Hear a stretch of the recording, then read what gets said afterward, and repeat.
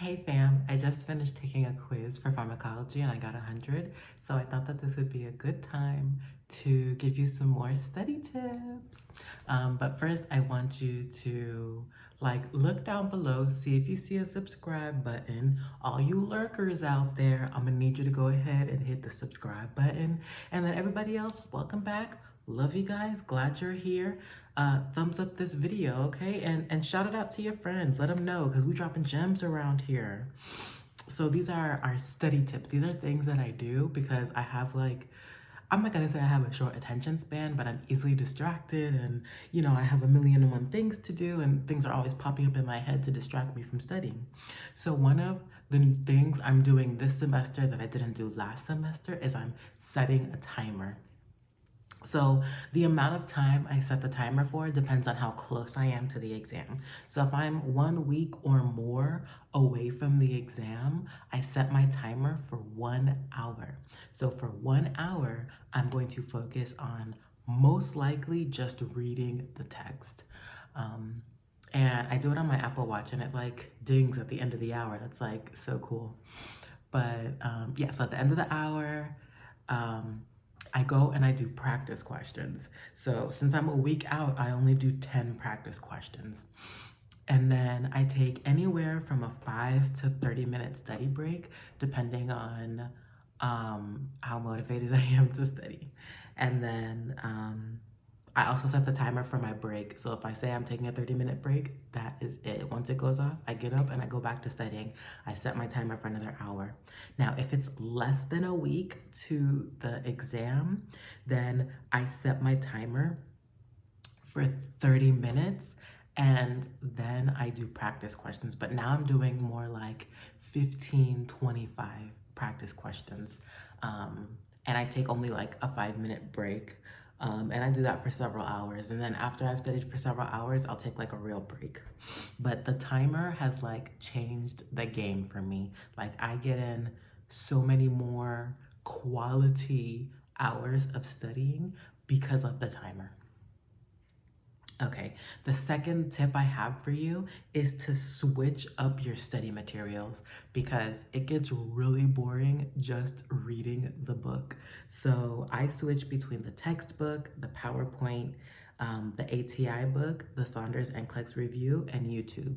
So most of the time I'm switching between the textbook and the PowerPoint because I learn through repetition. So I need to see something 2-3 times to really get it good in my brain. So once I've read it in the text, I start to get a little bored and my mind starts to wander. Then I'm like, PowerPoint. And then when I see it again, I get excited because I'm like, oh, I recognize this material. It's starting to sink into my brain. Then I get bored again. Oh, YouTube, registered nurse RN. So switch up your study materials and it'll help you to stay focused in your hour or in your 30-minute study window. Reread, third step, reread, reread, reread. Honestly, I get that there are super smart people out there. You can read it once and you can commit it to memory. That's not me. That's not me at all. So I reread a lot, but I'm not necessarily rereading the textbook over and over and over again. No, I'm reading the textbook once. I am reading through ATI once. I'm reading through the PowerPoint many times.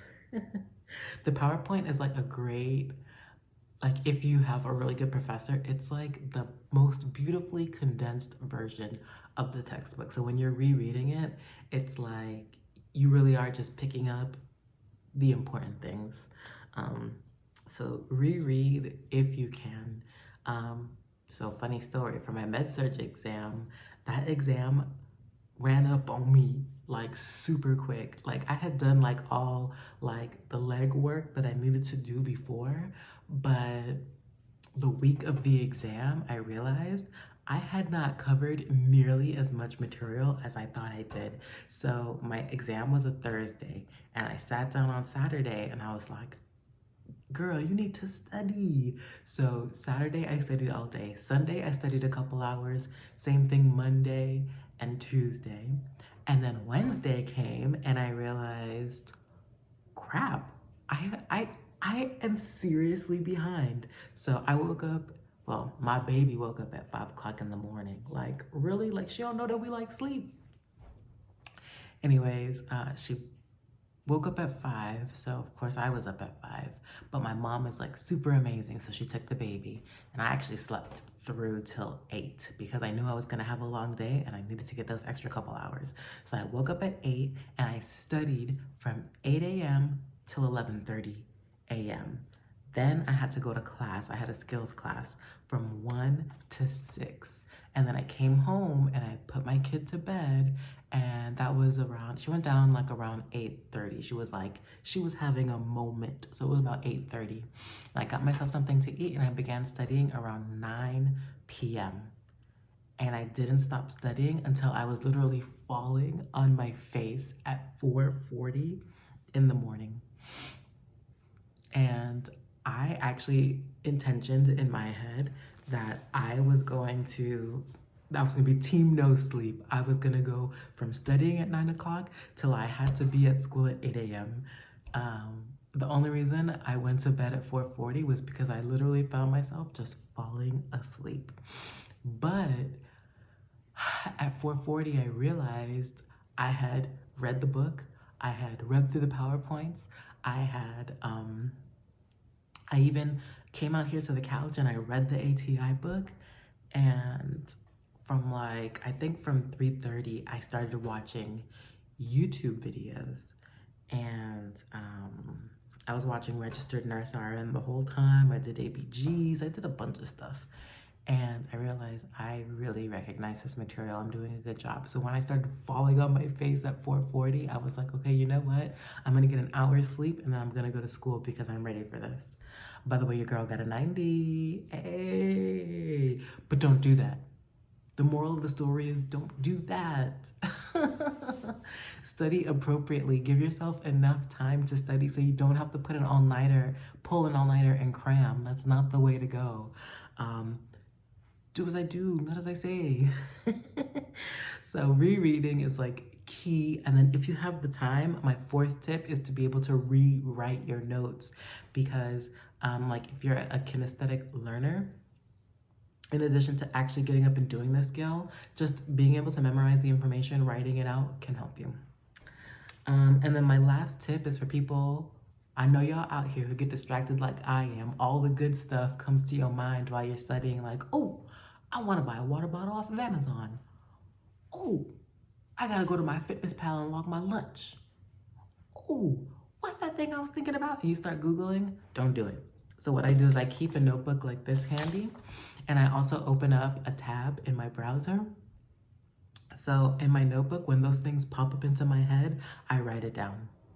Or if a website comes to my head, I'll type it out. Like the other day, Amazon came into my head because I wanted to order a lunchbox, which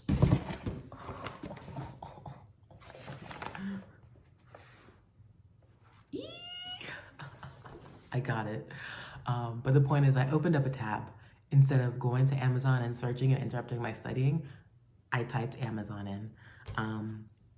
And these examples I'm throwing out, my fitness pal, that. I was actually thinking those things while I was studying last week. So don't allow yourself to get distracted by those really cool things that pop up into your head that want to take you away from studying. Write them down. And on your break, after your timer goes off and it's time for break, that's when you go and you take care of those things. And then you can get yourself a cool lunchbox like I did. Well, these are my 5 study tips. There is so much more out there, and there are plenty of things that I do that you don't have to do, and there's things that I don't do that you probably do. But I hope that these help you and that you do just as well as I have been doing, and I'm so grateful, y'all. I'm gonna be a nurse. God bless you. Bye.